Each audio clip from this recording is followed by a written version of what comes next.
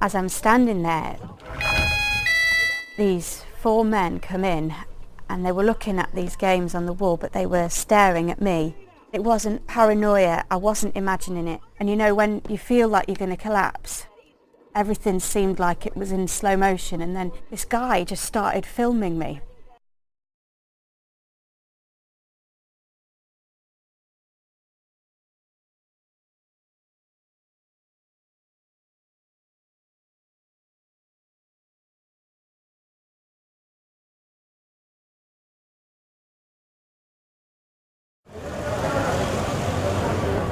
Window shopping was about safety, not sales, looking always for an obsessed former colleague who said he wanted to both love and kill her.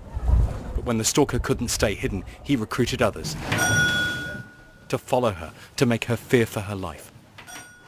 Constant thinking that, you know, someone's going to kill me. Today, maybe it's today.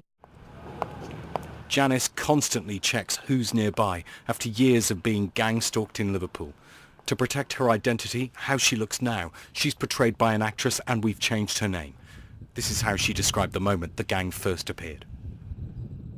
I had a game I was taken back to a shop, and there was this really long queue, and as I'm standing there, these four men come in and they were looking at these games on the wall, but they were staring at me.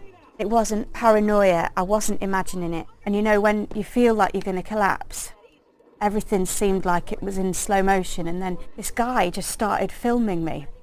Then he smirked. Never seen any of them before, ever. I felt literally trapped. If they're so brazen to do that in front of me, what else could they do? Janice's steps have been traced repeatedly, yet those who block exits, bump into her, terrify her, have never been caught. By the time she's begged shop staff or security to call police, they've fled. CCTV footage hasn't helped. Her original stalker's untraceable. Could we look at which barristers are available with stalking expertise? Solicitor Rachel Horman helps stalking victims nationwide from her practice in Blackburn. She says gang cases aren't unheard of. I've got several cases where that is happening, and it makes it very, very difficult because you can't tackle all of them. You don't even know who they all are. And psychologically, for a victim, it's awful because every time they leave the house, everybody is a potential stalker because they don't know who they are, who they're looking for. And it can make people become quite paranoid, understandably, and they just stop trusting anybody or stop leaving the house. So it really is horrific. If the stalker has told a particular story about the person, then everyone else could feel completely justified in joining in the campaign. Dr. Jane Monckton-Smith understands the psychology of gang stalking. The expert on methods to stop stalkers says some build a fictional backstory of love lost.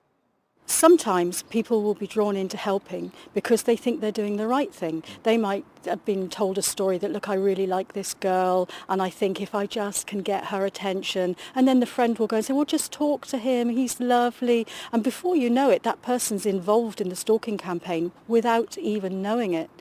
Some people get involved for other reasons, but I think most people have no idea of the impact. A life lived on edge is the impact on Janice. Lived away from anywhere she believes the gang could spot her. Lived in fear she could join those for whom stalking ends the worst way. Women feel like they're slowly being murdered. Well, I feel like that, and I feel like I can't tell anyone that. That nightmare's never ended for me.